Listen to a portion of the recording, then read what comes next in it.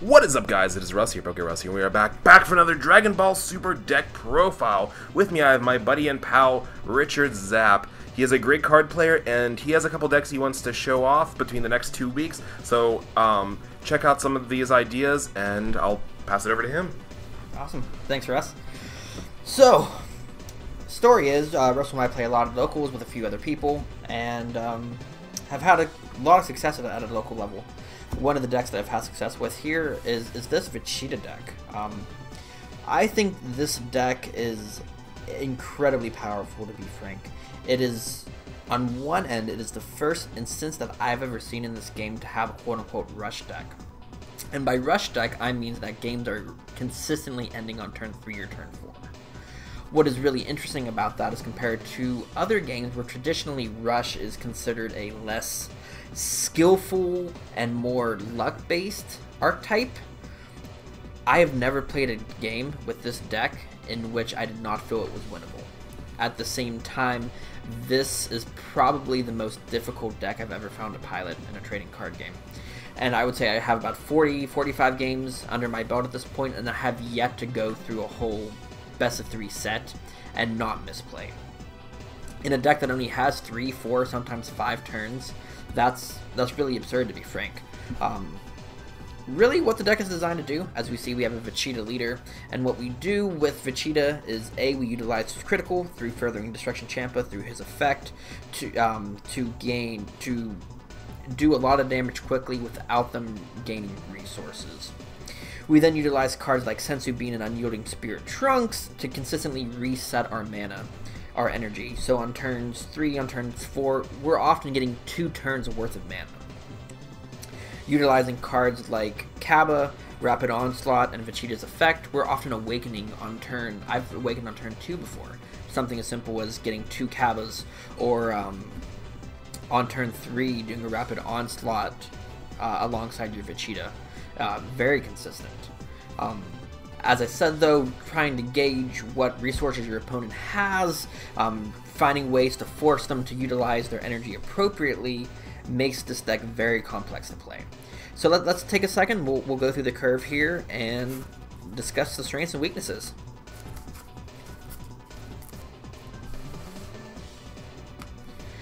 So Vegeta leader, no surprises there, pretty straightforward.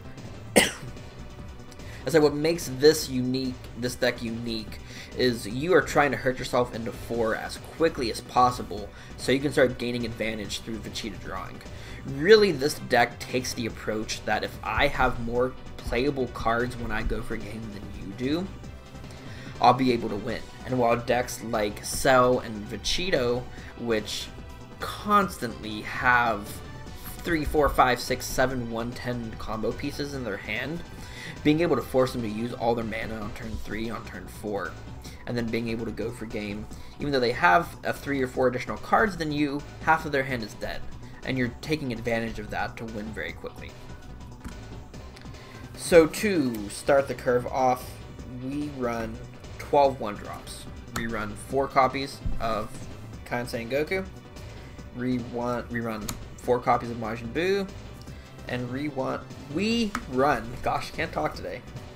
4 copies of Saiyan Kaba. Kaba absolutely being the most important opener here.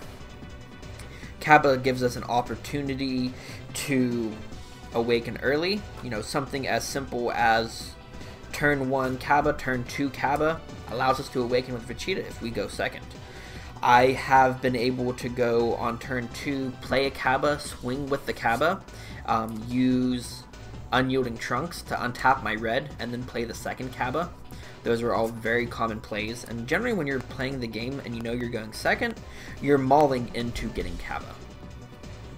That being said, you don't always get to go first, and in those opportunities, you have 4 Majin Buus and 4 Gokus. To be honest, I wish we had opportunities for a little more red, so 4 Buus isn't often ideal, but the fact of the matter is statistics say you should run 8 1-drops going first to reliably have a turn 1 play. And as much as I'd like to fix the ratios a little more, Buu's a necessary evil here. There are times where even going first, sometimes it is correct to use your critical, even though you're not making a play, just to set yourself up for a earlier awakening.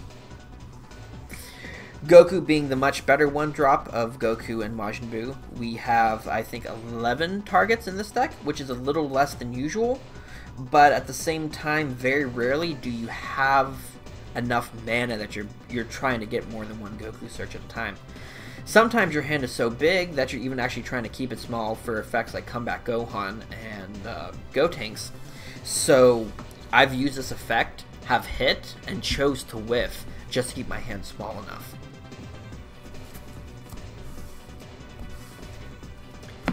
Going into turn 2, primarily we are using 4 copies of Mighty Mask. And Mighty Mask is pretty powerful. You know, when I tried running this deck in the first set, there was a lot of space trying to figure out what you could do on turn 2. I was trying cards like Vanilla Hit, even though I didn't have things that support it, the 1-drop Kai Attendant, just to try to do early damage. What Mighty Mask essentially does is the way that he launches himself and searches for a Unyielding Trunks, which we run 4 copies of.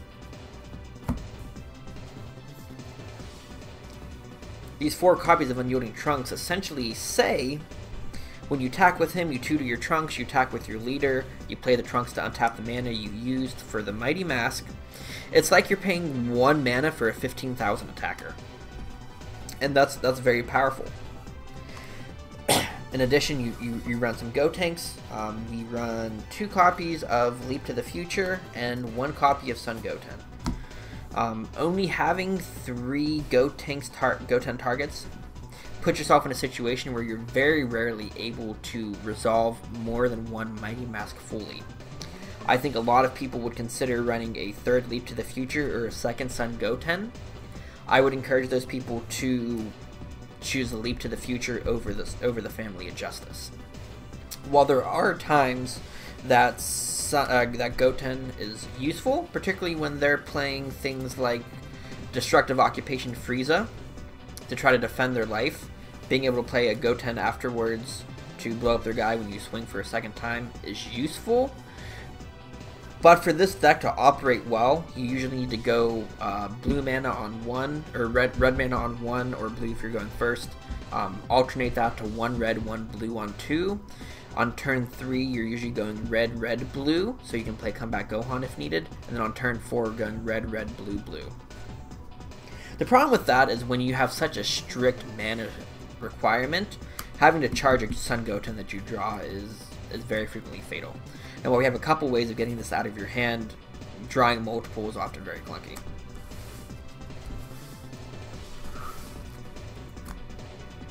Finishing up our turn 2 plays, we have 4 copies of Boost Attack Piccolo. The card is pretty self-explanatory. I will say that it is more powerful in this deck than most because you're usually awakening as early as, you know, turn 2, turn 3. In addition, for a primary turn 2 play, I do run 3 copies of Objection. Objection is a card that sometimes it's useful to play on 2, especially when you open into a lot of Senzu Beans and a lot of Unyielding Trunks, and you want to take advantage of having turn 2 turn 3s, 2 turn 4s. That being said, you never want to see more than 1 copy of Objection in a game, and of course when you're going for a game you want to have combo pieces. So 3 is by all means the correct amount. If you wanted to run less than 3, I could see the argument for 2. I haven't complained about having 3 yet. On turn 3, we have 4 copies of Furthering Destruction Champa. Champa being one of the most important cards in the deck.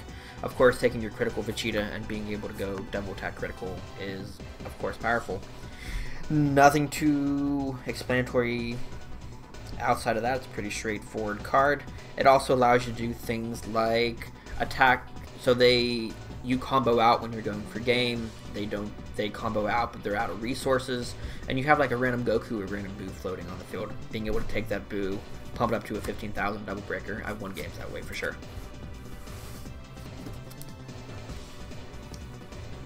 turn 4, we run 3 copies of Determined Striker, Super Saiyan Blue Sun Goku on 4. That in tandem with the 4 copies of Rapid Onslaught. Don't have my 4th copy on me, there's a proxy there. And this really rounds out our curve and gives us the Gokus we need to support the 1-drop. The way Determined Striker works, for those of you unfamiliar with the card, it's not the most common card that's played, is it's a 4-cost negate. However, when you're at 3 or less mana, which is incredibly common with this deck, the cost for this can become 1 blue mana and then discarding 2 Saiyans. You know, the vast majority of the deck is Saiyans outside of Champa and your spells, I believe, and Boo. Every card in the deck is a Saiyan. Your Kabbas, your Gotens, your Trunks, your additional Gokus, your Mighty Masks, your Gohans, and they allow this so you discard things like a Leap to the Future Goten that's dead and a Kabba when you're at 1 health. And that lets you play 1 mana, negate their Double Breaker when you're at 2 health, and that sets you up for a 20,000 attacker next turn, or allows you to quick evo into your Rapid Onslaught. Rapid Onslaught being very powerful because you can play it on 3 if you have a 1-drop Goku on field, or cheating the Determined Striker on the board. This is an additional way to self-hurt yourself, being able to go on turn 3, say you went second, crit 1, crit 2, crit 3. On turn 3, then you evo into Rapid Onslaught. That awakens you, and then you go and you can swing with the Awakened. Often this would be something like Rapid Onslaught swings Double Breaker, do a Unyielding Trunks, give yourself 1 mana, and then the Vegeta goes in, and then you put a Champa behind the Vegeta because you have a mana now that you played Unyielding Trunks, and they're usually at 2 health, 3 health at that point, while you're still at 4 health, 6, 7, 8 cards in hand. Very powerful play. The other thing that I really like about Rapid Onslaught here is, even when it comes to late game, being able to have a Double Breaker. Sometimes you win just because you spend 5 mana and play a Double Breaker and can go in for game. It's a 0-5 on the combo, which means at times when you can't play it, it's easy to dump out of your hand. The primary reason you're trying to dump things out of your hand is for 1 copy of Ghost Attack Super Saiyan 3 Gotenks. So I think a lot of people are critical of running 1-ofs in this game. Gotenks at 1 makes a lot of sense to me.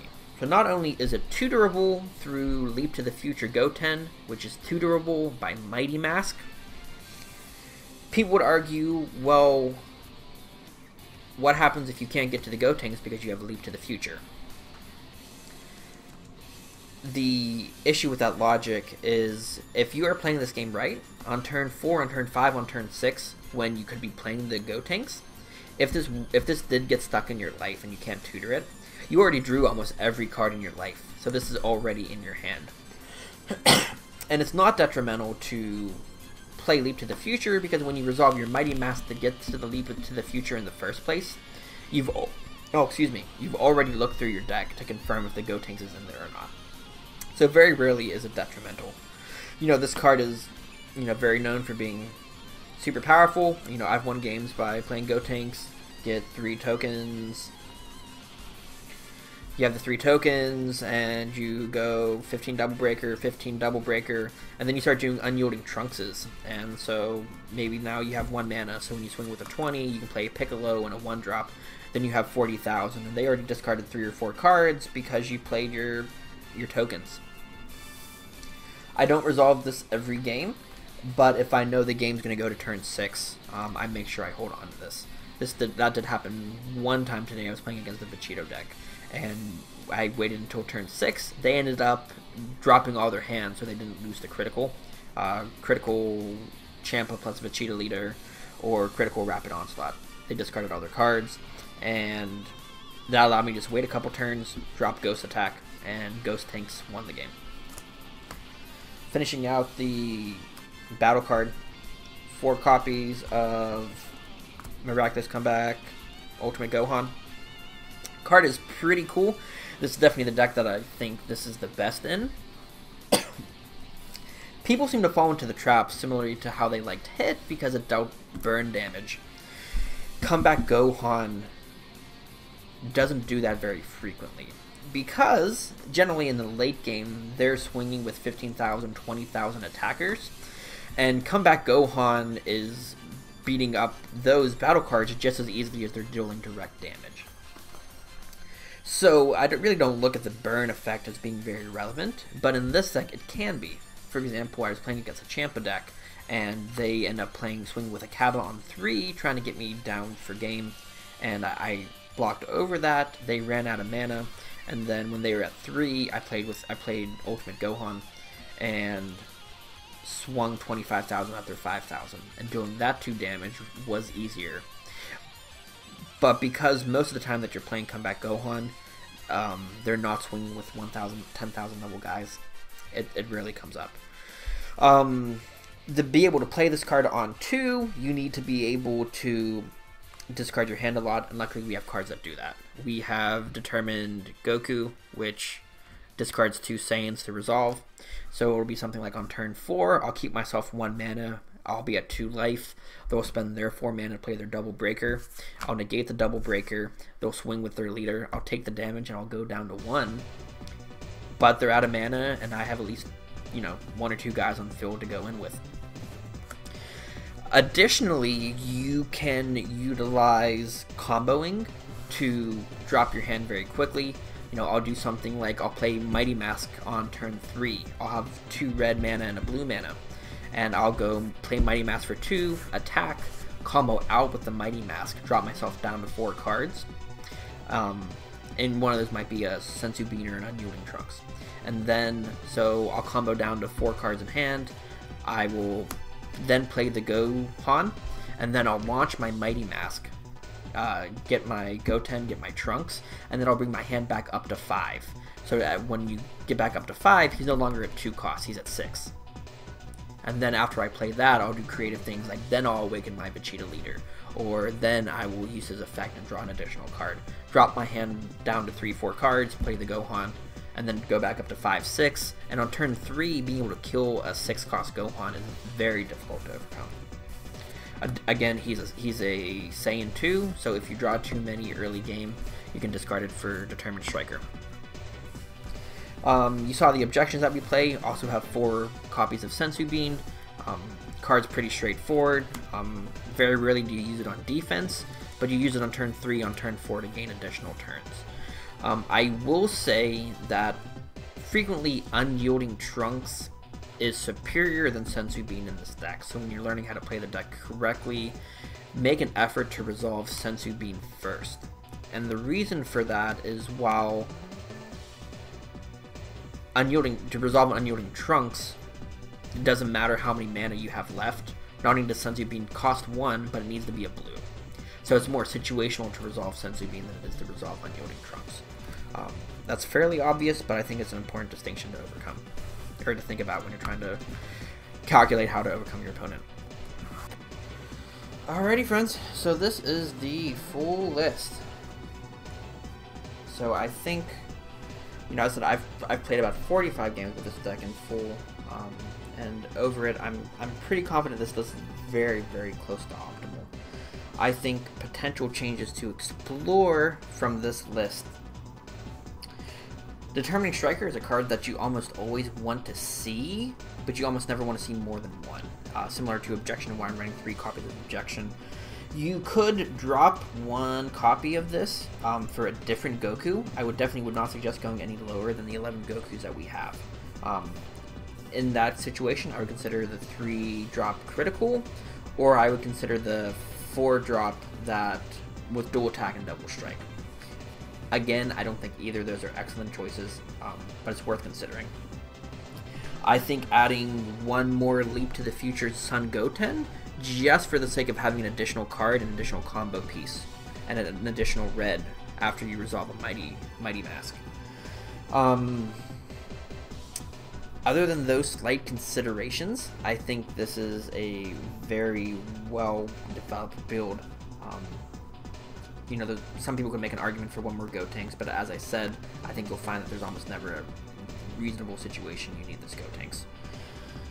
But here we are. From my experience, this is the game's very first rush deck, determined to win in games 3 on turn 4. Very, very worth exploring if you are in a best of 1 or a best of 3 format. I will point out that in a best of 3 format, this deck can be pretty easy to side against. So I would consider a more transformative side in which you're taking away some of the rush components. Maybe cards like Rapid Onslaught, Comeback Gohan, Cabas, those probably disappear and starts becoming more of a traditional list with things like Jiren to control the board a little bit more. But as I said, super strong deck, definitely worth exploring. Feel free to reach out if you have any questions, and looking forward to hearing your thoughts.